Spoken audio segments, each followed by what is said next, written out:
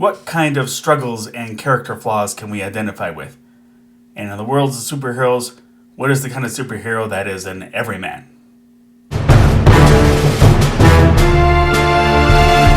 So, welcome to my channel, KC, that's me, Carrie Chug, the Sledge Storyteller, here to talk about the wonderful world of storytelling and to give some insights as to what we can do to tell the best stories we possibly can. So, that's just what I said. What can make a character relatable, especially superheroes? With rare exceptions, superheroes of the Golden Age fell under the character category of paragon. Someone you looked up to, would always make the right decisions, tactically and morally, and heaven forbid that they ever show any emotional vulnerability. That was very true of Batman and Superman as well as Captain America, and that may have been steeped in the harsh circumstances that people were facing in the United States, namely the Great Depression and World War II. And the message at that point, we're talking late 30s, was we all need to buck up and hit the opposition head on. So people wanted their heroes to do that same thing. So let's fast forward to the start of the 1960s. At this point, DC is at the head of the game, and Marvel, they needed to take some big step, and the big innovation that Stan Lee had been chomping at the bit to do came into play. Superheroes who deal with the same everyday problems that the normal people do.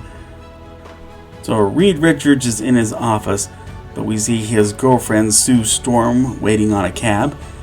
Her brother, car enthusiast Johnny Storm, has to keep his own car in good repair. And self-conscious Ben Grimm can't find any clothes off the rack that will fit him. Also, Marvel's trademark everyman, Spider-Man, that's the story of Peter Parker, a straight-A student living in self-pity before a radioactive spider bite gives him a leg up over his hecklers, only to have his carelessness cost him his uncle. The Silver Age Marvel heroes, they came the decade before my arrival in the world, and I can remember the first time I saw a depiction of Spider-Man's origin story. It was a 1960s Spider-Man cartoon. After Spidey's realization that he could have stopped his uncle's murderer before that murder took place, it was the first time I ever saw a superhero cry, and I didn't like that at all, just because I had become so invested in Paragon superheroes. But thankfully, it didn't take long to overcome that, but that was my step into learning to appreciate the full emotional spectrum, even for superheroes. So all these are components of the everyman superhero. But, I'll go so far as to say that while Stan Lee blazed the trail for relatable heroes, I dare say DC has done well in putting that philosophy to their characters. Superman, he has his struggles with being an outsider. Hal Jordan, Green Lantern, has my favorite origin story miniseries. It's called Emerald Dawn. It was brilliantly told, where Hal goes through all kinds of struggles with his job and alcohol abuse. Now, Batman, as Bruce Wayne, he is a billionaire, but with Marvel, so is Iron Man. And Bruce Wayne, he has dealt a lot with his inner demons spawned from his parents' murder. And it's worth mentioning the two much heralded everyman depictions of Batman in both the movies, Batman 89 and Batman Begins.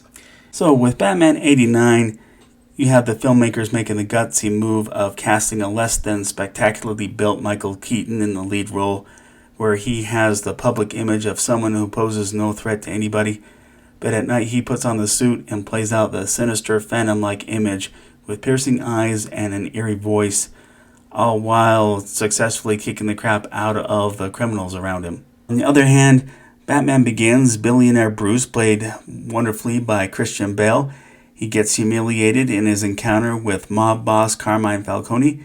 He then makes the bold move of dropping all the possessions on his person, save the clothes on his back, and he stows away on a cargo ship and survives under the school of hard knocks before going through the hammer and polish, similar to another famous everyman character, Rocky Balboa.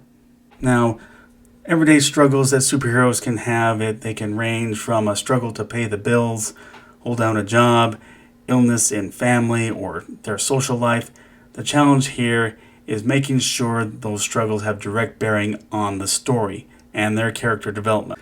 Character flaws are very much part of the appeal of the Fantastic Four in that they don't always get along.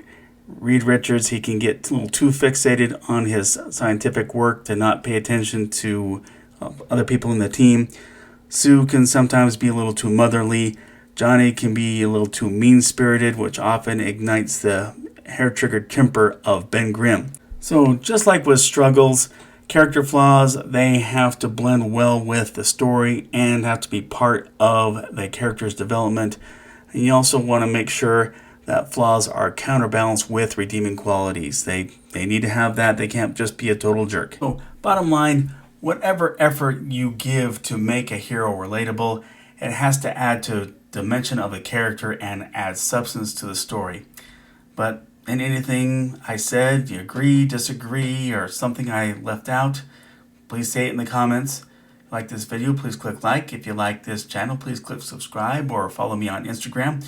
I'll always have the link to the order for sledge number 1 down there. I'm still working on sledge number 2. We are making progress, and I want to believe that the end of this pandemic is on the horizon, so everybody be safe and God bless.